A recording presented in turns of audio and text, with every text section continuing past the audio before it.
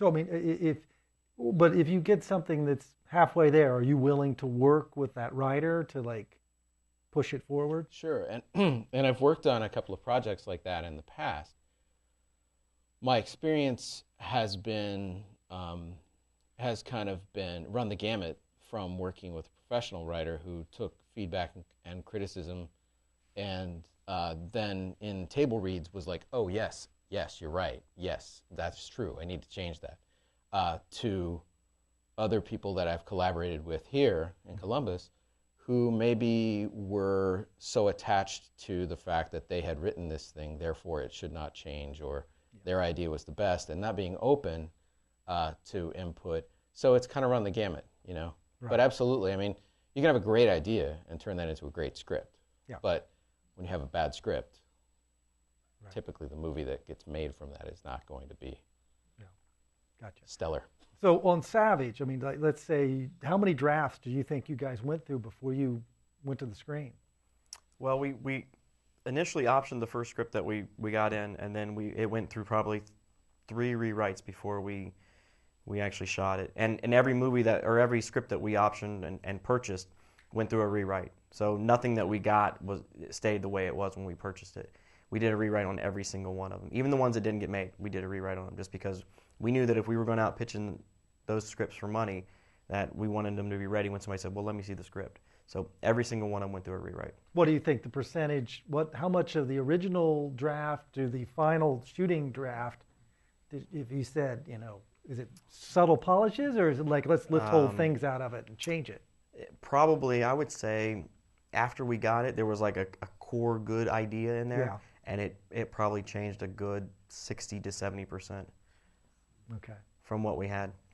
So yeah, it's true. So many people think, wow, this is great. Here's, you know, I've done my own 3 draft. They hand it to you guys and say go, and you're like, oh, you're nowhere near done. Right. And it's hard. Wait a minute, I've worked, you know, a year and a half on this. It's like, no, you needed to not give it to your mother or your great aunt or whatever. You needed to give it to us. Yeah. And talk about some script development. Well, I mean, you know, and also to get some perspective, I think, especially if you're a writer, you know, and I'm a writer, and I think a lot of producers are, you know, you spend a lot of time with that one story, and so it's so refreshing to sort of be able to keep it for that time, but then cut it loose, let someone else take a look at it. And my experience with, you know, with the current project I'm on, 8 and 5, we structured it like a writer's room, like you would in television. And I worked in television for quite a while in sitcoms, and I always saw how that worked, but I'd never participated in one until this project. And I love it. It's probably one of the most freeing experiences you can have, because you write something, you know, and that's your draft. But you don't, you know, you do your pass, and you're committed to your pass, and then you throw it, you know, to the writer's room, to people like Vitis or other people, and then they, you know, they'll come back with pages of notes that you vehemently argue for and against, and, you know, sometimes you win, and a lot of times you lose, and you're sitting there going, oh, that's right, you're right. You know, we just had a meeting on Thursday where that whole process happened, and I thought I had handed off this perfect draft that would never be touched, and he came back with, like, you know, 10 pages of notes. And I'm like, oh, you're right. On a one-page script. That does sound a little.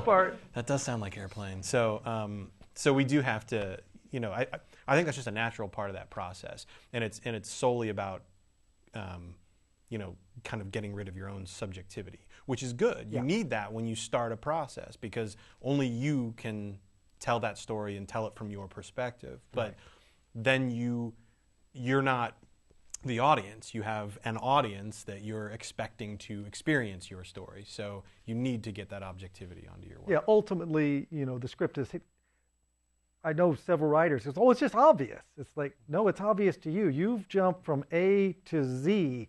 Where are the other steps? You know, it's like, that's where you need the feedback, and you have to listen to people.